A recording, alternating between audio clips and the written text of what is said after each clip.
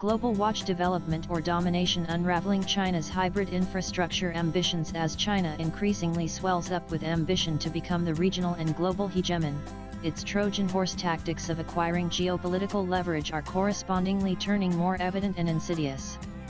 The country has, particularly under Xi Jinping, garnered international attention for its revisionist and expansionist maneuvers along its borders in the South China Sea, as well as entrenching its surveillance state and intensifying systemic persecution of its religious minorities such as the Uyghurs and the Tibetans. Recently, a June 2025 report by the Washington-based Center for Strategic and International Studies has uncovered in detail China's deployment of hybrid or gray zone infrastructure, which is constructed under the neutral garb of economic development but covertly serves as a geopolitical tool to ensure compellence or deterrence. As opposed to being a new practice, the report highlights that major powers have long exploited infrastructure-based dependencies as a tool of geostrategic coercion.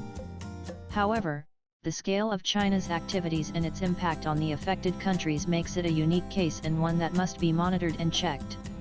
The report outlines 3 areas wherein this strategy of China can be observed: water, land, and the digital domain.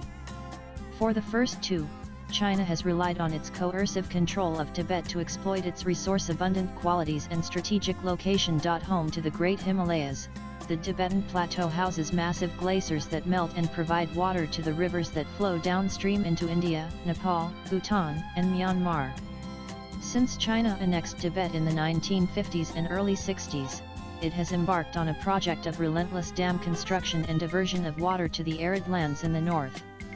However, in the past decade or so, what has also been observed is the scaled-up construction of these dams and hydropower projects, particularly near the border areas and disputed zones. This not only creates a point of contention with respect to claim to territory but also threatens the downstream countries with change in the flow of water, artificial floods or drought, and destruction of ecological and economic structures.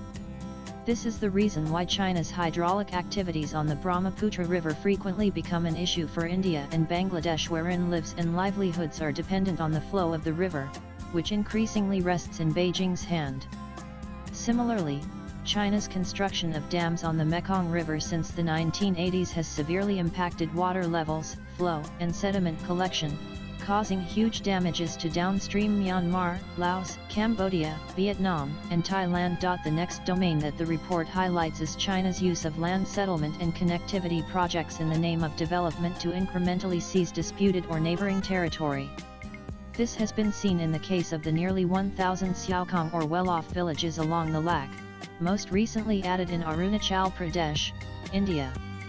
This is a known tactic by China, which has also received the name salami slicing and serves to avoid full-scale war while surreptitiously and gradually encroaching into another's territory. These settlements are accompanied by the construction of transportation infrastructure like roads and railways, under the pretext of achieving connectivity and integration for these remote villages.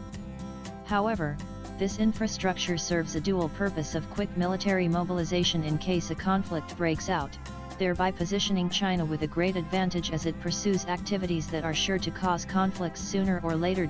Finally, China employs the export of its digital technologies to execute surveillance and persecution. It influences digital governance policies in recipient countries, effectively exporting its authoritarian model.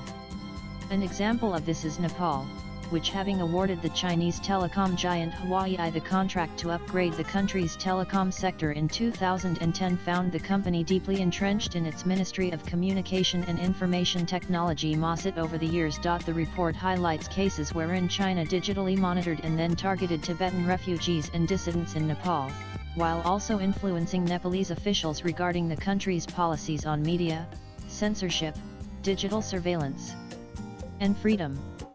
As China increases the export of its digital gear into countries in Asia, Africa, and Latin America, it will become exceedingly urgent for global democracies to put norms in place to curtail this unhinged expansion of digital authoritarianism. In sum, China's increasing deployment of development infrastructure as a tool of geopolitical coercion signifies a dangerous evolution in hybrid statecraft.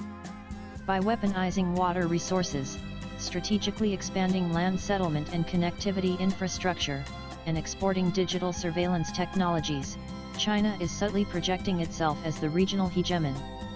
This has grave implications for both short and long-term regional stability and security, sovereignty, and democratic governance. Swipe left for next video. The international community must demonstrate urgency in dealing with this menace and encourage countries to collaborate with transparent actors, rather than an authoritarian and revisionist state like China, to pursue development. Moreover, there must be a mechanism through which China's unilateral exploitation and strategic positioning of water and territory is accounted for, impeded, and sanctioned. The writer is an author and a columnist. His X handle is Aaron Anand Live. Views expressed in the above piece are personal and solely those of the author. They do not necessarily reflect NEWS18's views. Latest blogs.